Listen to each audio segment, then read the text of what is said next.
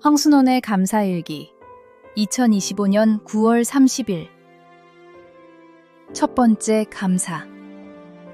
오늘은 9월의 마지막 날입니다. 새 달을 맞을 준비를 하며 지난 한 달 동안 받은 은혜를 헤아려 보니 사소한 일조차 은혜 아닌 것이 없음을 깨닫습니다. 새로울 내일을 준비하게 하심에 감사드립니다. 두 번째 감사. 그동안 기도의 응답을 기다리던 일들이 아직 소식이 없어 포기하려 하거나 잊어버리려 할 때가 많았습니다. 그러나 문득 응답이 없는 것이 오히려 더 큰 응답이었음을 깨닫고 감사할 이유를 찾게 하심에 감사드립니다. 세 번째 감사.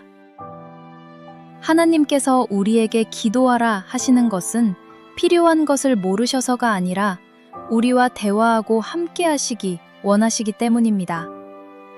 그러나 우리는 필요한 것을 모두 해결해 주셔서 더 이상 하나님을 찾지 않아도 되기를 바랄 때가 있습니다.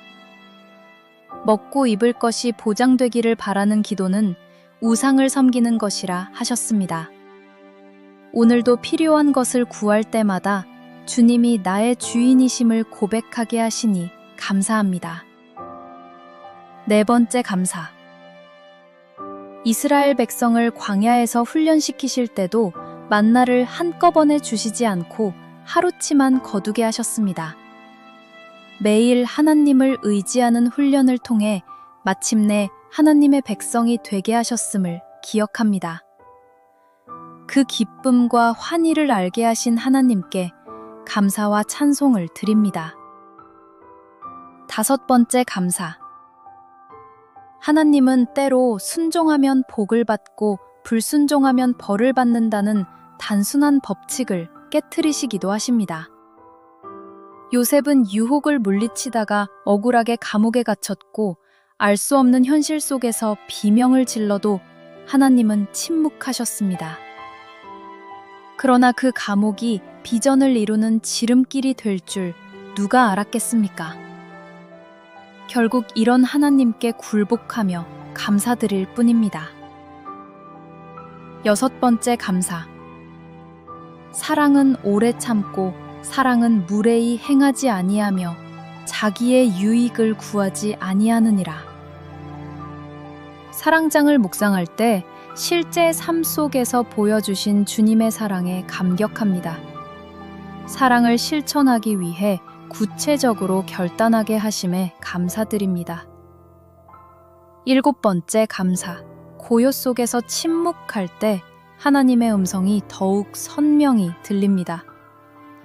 사탄은 우리를 바쁘게 하여 묵상할 시간을 빼앗고 수많은 정보로 방해합니다.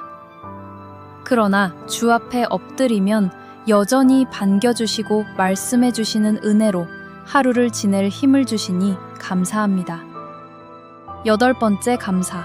아침마다 유산소 운동을 하며 영혼도 새 공기를 마시듯 하나님의 능력을 들이마시고 내쉴 때는 교만과 오만, 게으름을 내뿜습니다.